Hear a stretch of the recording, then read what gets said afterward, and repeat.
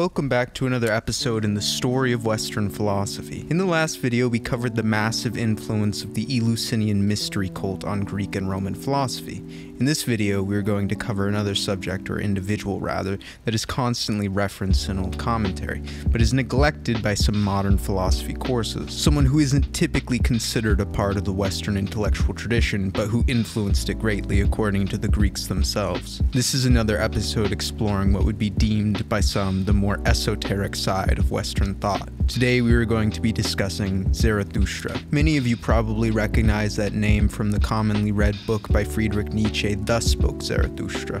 With this video, I wish to provide you with a brief introduction to who Zarathustra was, why he matters, and why Nietzsche utilized his name in his work. So who was Zarathustra? There are many different conceptions about Zarathustra. Some see him as a fire magician, others see him as a wise philosopher. But to the Zoroastrians, he was the divinely inspired prophet and founder of their religious tradition. Zoroastrianism, the religion founded by Zarathustra, has developed over the span of at least 3,000 years, beginning in prehistory as an oral tradition with roots in Indo-Iranian culture and mythology. It then became established as part of an imperial Iranian ideology in the ancient Near East, and in late antiquity it emerged in variant forms in Western and Central Asia. The religion is still practiced by some today. Today there are different branches or interpretations of Zoroastrianism, which disagree, so we cannot treat Zoroastrianism as one clear monolith. It is said that one day Zarathustra experienced an intense vision of light. He experienced the presence of the god Ahura Mazda and 6 other radiant beings. After this vision, Zarathustra began to preach that there was a supreme god, the wise lord Ahura Mazda, who created the world. However, the order of this creation was threatened by the lie. Zarathustra established a dualism between good and evil, a cosmic struggle in which humanity played an important role. We have a responsibility to promote goodness and expel evil through good thoughts, good words, and good deeds, in order to speed up the inevitable victory of the good and return everything once more to a paradisial state. Ahura Mazda, as a god, predated Zarathustra, but with Zarathustra the understanding of Ahura Mazda changed.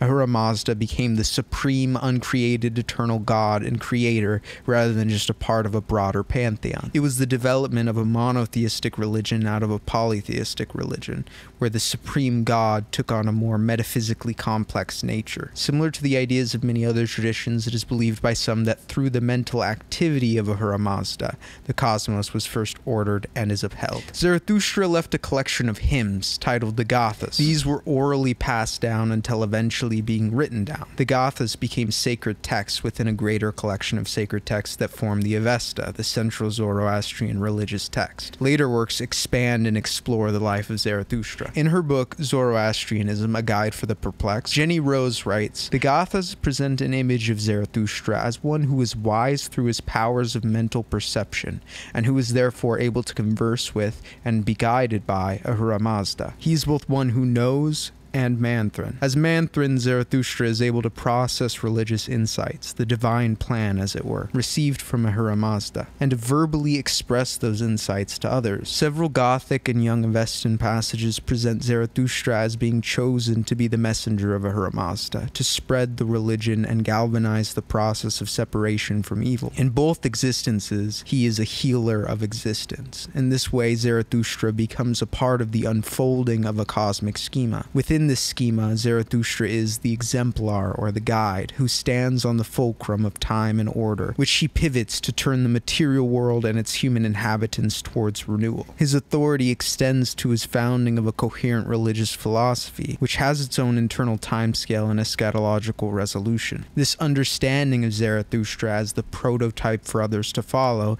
is preserved across cultural boundaries and historical ages, so that he epitomizes the possibility for each Mazda worshipper to function as a world healer. To give some context, Zoroastrianism was the religion of Xerxes, the great Persian invader of Greece. This religion had a significant impact on the ancient Greek world, and thus the Western philosophical tradition. Our main concern is the Western perception of Zarathustra, and many Greek writers paid credit to him as an important part of the development of Greek intellectual thought.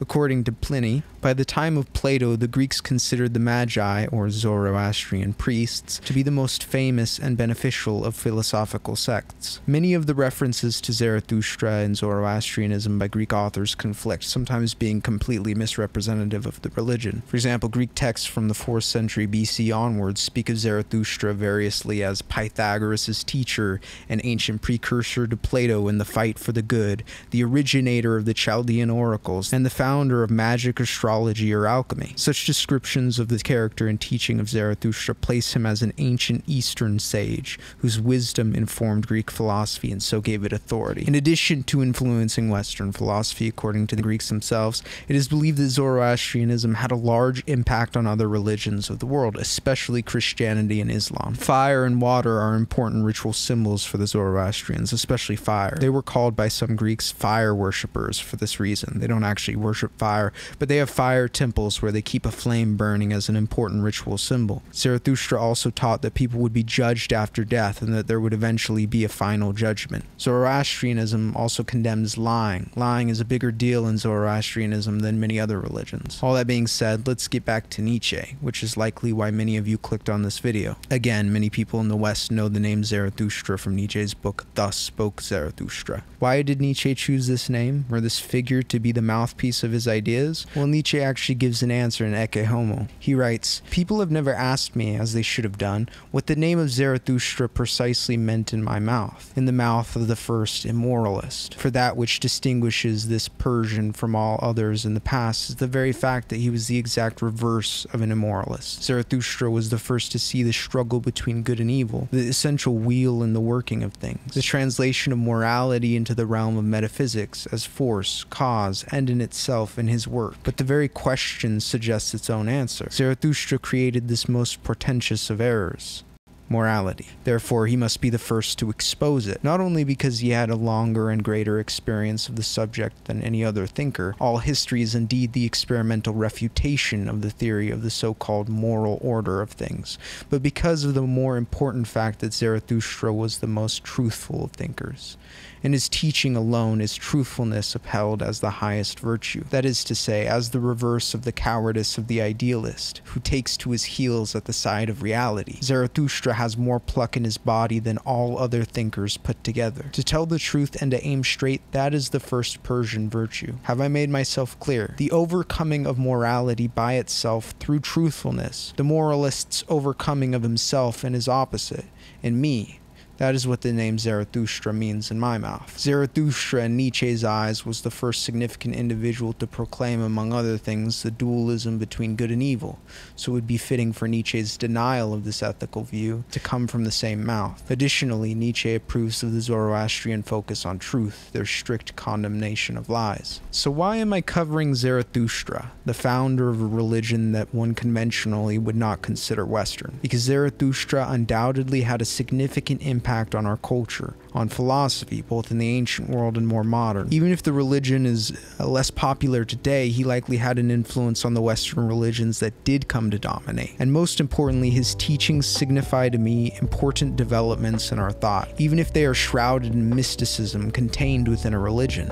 The idea of a monotheistic God is an important development. The division of good and evil is a framework that grew to dominate Western thought. Zarathustra's dedication to truth was important, and the image of eternal fire burns in my mind as a potent symbol. Mostly I just wanted context since he was referenced so often, and I'm taking you along for the ride. Philosophy is like fire in my eyes. I hope that with each edition in this series I am able to illuminate the nature of reality and modern culture a little more for you until eventually you can see our world today with far more clarity. Or rather, I hope that through this series I achieve that end along with you. When you see ideas that may not seem that significant to you, like the emergence of monotheism or the dualism between good and evil, you should understand them as an important part of a progression of lenses or frameworks through which humanity has understood the world that have culminated in what your civilization provides you today. It is valuable to know the history that goes into shaping your modern lens, so that eventually you are prepared to step back and question what you have been given. Thank you guys for watching.